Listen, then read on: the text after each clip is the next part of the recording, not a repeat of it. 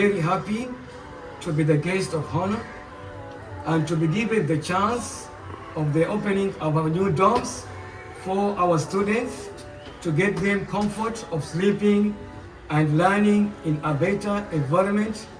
Indeed, it is a very beautiful building. I would like to take this opportunity on my behalf of my students, my staff, and also Al-Imdad Foundation team, and also who donated.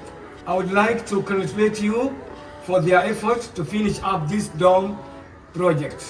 We thank you and pray Allah subhanahu wa ta'ala to bless you a big and reward with a high ranking in Jannah inshallah.